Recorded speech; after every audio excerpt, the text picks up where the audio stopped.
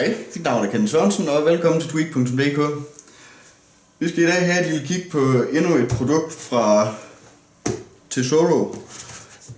Hvis du har været inde og læse anmeldelsen af Tesoro Durandal Ultimate Backlit Mechanical Keyboard, det var vist hele navnet, så ville du vide, at det var altså virkelig et keyboard i høj kvalitet.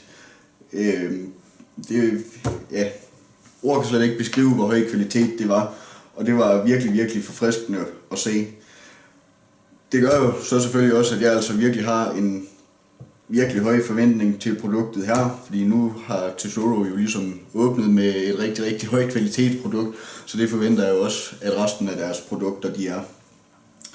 Men produktet vi har med at gøre her, det er Shrike, og det er en laser gaming mus.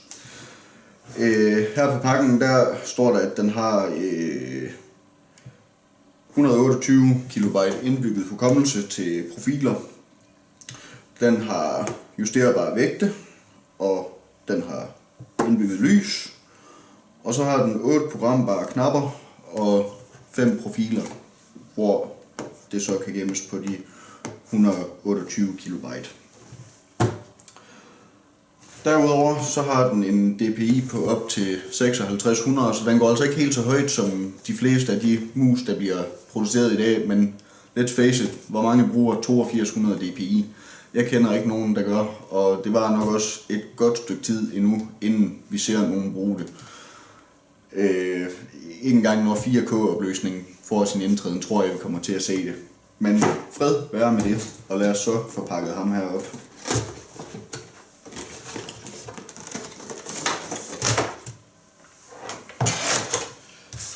Det første, det er en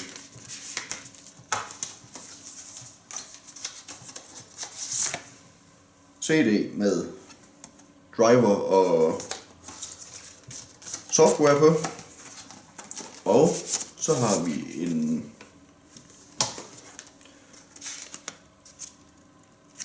brugermanual på diverse sprog, men selvfølgelig ikke dansk. Og vi har en lille guide til, hvordan vægtene skal bruges. Og vi har en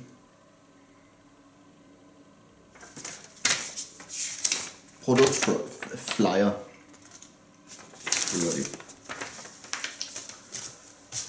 Og det er meget normalt, hvad man ser med til en mus. Faktisk mere end hvad man plejer at se. Der plejer ikke at være en driver CD mere, den anbefaler jeg heller ikke du bruger. Det er bedre at gå ind på deres hjemmeside Tesoro.com og hente den nyeste version af softwaren. Men så til selve musen. Og den ser altså således ud. Og som du kan se, så ligner den ret meget Logitechs MX-serie. Og det er for mig faktisk en rigtig god ting, for den kan jeg rigtig godt lide. Og den ligger overraskende godt i hånden faktisk, og der er også plads her til både lillefinger og langemand, hvilket faktisk er ret sjældent at se, hvis du spørger mig i hvert fald. For jeg har en meget bred hånd, så det er tit et problem for mig. Derudover så har vi her på venstre side, må det være, frem og tilbage knap og gummibelægning her, så du har godt greb. Ovenpå her, der har du endnu 2 knapper. Du har en DPI skiftknap, du har venstre og højre musetast, og du har selvfølgelig scrollhjulet, som også kan bruges. Ved ikke om du kan se teksturen, men den er ret speciel, men ret fed også, hvis du spørger mig. Og så har du selvfølgelig Tesoros logo i bunden af musen. Generelt så føles den til at være i rigtig god kvalitet. Der er ikke nogen ting, der giver sig, når man presser på den eller vrider lidt i den, og det er altså en rigtig god indikator. Så har vi et slivet kabel, som umiddelbart virker til at være i rimelig høj kvalitet. Ikke det helt vilde, men heller ikke det dårligste, jeg har set. Og så har vi selvfølgelig en USB 2.0 guldkonnektor. Og